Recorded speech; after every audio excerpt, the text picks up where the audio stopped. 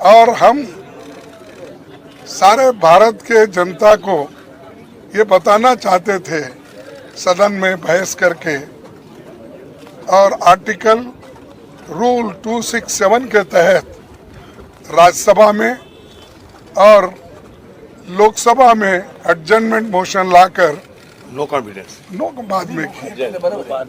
तो लोकसभा में adjournment motion और राज्यसभा में 267 ये हम बार बार लाते गए, और राज्यसभा में तो कम से कम 65 लोग रोज 267 में नोटिस देते थे, लेकिन उसको सरकार रिजेक्ट करती थी, बोलने नहीं देती थी।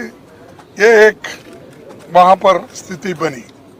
और दूसरा, लोकसभा में जब एडजर्नमेंट मोशन देख कर थक गए थे, तो आखिरी में अपनी बात रखने के लिए उन्होंने नो कॉन्फिडेंस मोशन मूव किया गया है, और वो आज लेना था, लेकिन ये आखिरी में रखकर ये भी उन्होंने तय कर लिया है कि 8-9 2 दिन इसका बहस चले, फिर 1 दिन रिप्लाई दिए और हाउस एडजर्न हो जाएगा। तो मकसद क्या है? चीज़ों को डिस्कस करने नहीं देना, समय नहीं देना, ये एक मकसद सरकार का है। और आखिरी में वो रिप्लाई देकर चले जाएंगे। तो हम इसीलिए हम चाहते थे कि जल्द से जल्द उसको चर्चा में लाना चाहते थे, ताकि हम उसको फिर काउंटर रिप्लाई और हमारे पास जो भी इंफॉर्मेशन है वो शेयर करना चाहते। वो भी मौका हमको मिलने वाला नहीं है, ऐसा मुझे दिख रहा है।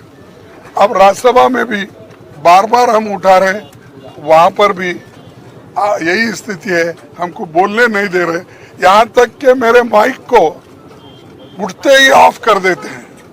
अपोजिशन पार्टी के लीडर को जितना रूलिंग पार्टी के लीडर को महत्व देते हैं, हाउस ऑफ द लीडर को, उतना ही हमको महत्व देते हैं। ये आश्वासन हमारे चेयरमैन साहब ने हमको दिया था, हाउस में कहा था, लेकिन मुझे मालूम नहीं हो रहा क्यों कि हम जब उठते हैं वो तो आप बोलिए बोलते हैं, 2 मिनट में मेरा माइक बंद, 2 मिनट नहीं 2 सेकेंड में मेरा माइक बंद होता है। तो इससे यही जाहिर होता है कि डेमोक्रेटिक मेथड्स और डेमोक्रेसी के तहत ये लोग चलना नहीं चाहते, संविधान को बचाना नहीं चाहते, और डेमोक्रेसी के उसूलों के तहत चलना नहीं चाहते।